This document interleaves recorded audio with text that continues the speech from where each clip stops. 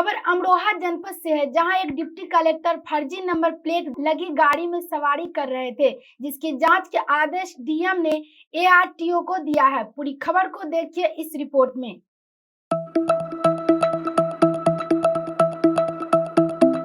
फर्जी नंबर की गाड़ी में डिप्टी कलेक्टर सवारी कर रहे थे, जिसकी शिकायत होने के बाद हरकत में आए डीएम बीके त्रिपाठी ने एआरटीओ को जांच सौंप दी है। जांच में फर्जीवाड़ा मिलने पर उन्होंने ठेकेदार की फर्म को न सिर्फ ब्लैक लिस्ट करने को कहा है, बल्कि प्राथमिकी पंजीकृत कराने के भी निर्देश दिए हैं। रोजमर्रा की तरह यह गाड़ी कलेक्ट्रेट परिसर में खड़ी थी। दोपहर में ही डीएम की अध्यक्षता में जिला सड़क सुरक्षा समिति की बैठक हुई, जहां तमाम बिंदुओं पर चर्चा की गई। इसी बीच समिति सदस्य अनिल कुमार जग्गा ने डीएम को बताया कि एसडीएम लिखी इनोवा गाड़ी पर फर्जी नंबर प्लेट लगी है। सरकारी विभागों में लगी गाड़ियों के जरिए ठेकेदार टैक्स की चोरी कर रहे हैं, इसकी भी जांच की जाए। यह सुनकर वहां मौजूद अफसर सन्न रह गए। डीएम ने मौके पर मौजूद एआरटीओ प्रवर्तन महेश शर्मा को तुरंत जांच के आदेश दे दिए। बैठक समाप्त होते ही एआरटीओ ने गाड़ी की जांच पड़ताल की, जिसमें समिति सदस्य की शिकायत सही मिली। एआरटीओ ने बताया कि इनोवा पर लगी नंबर प्लेट बेलोनो कार की है। इसका रजिस्ट्रेशन 9 मई 2019 को अलका खन्ना के नाम पर दर्ज है। इसकी जानकारी मिलने पर डीएम ने प्रकरण की विस्तृत जांच कर रिपोर्ट सौंपने के आदेश दिए हैं।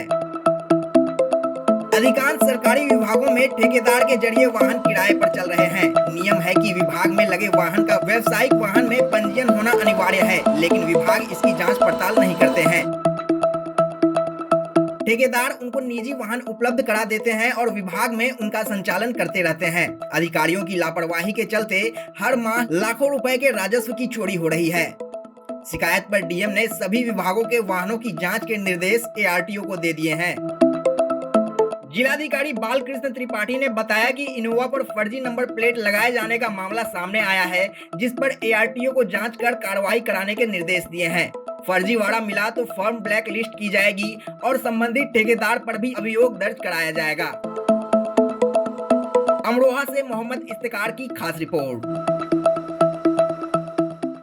सर, जो एक कल गाड़ी का मामला उठाया फर्जी प्लेट का, उससे आप क्या कहना चाहेंगे उस बारे में?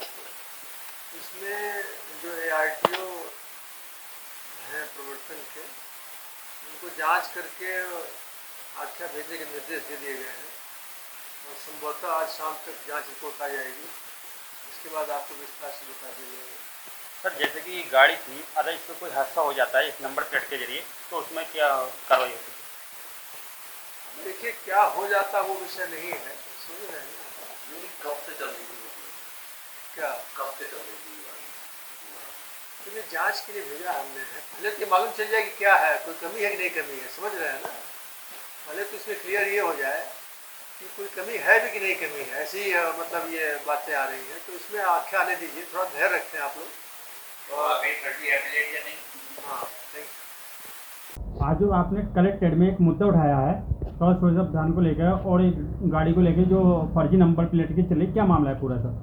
ये दरअसल शासन के द्वारा जो जिला सड़क सुरक्षा समिति की बैठकें होती थी, वो पहले वर्ष में 4 होती थी।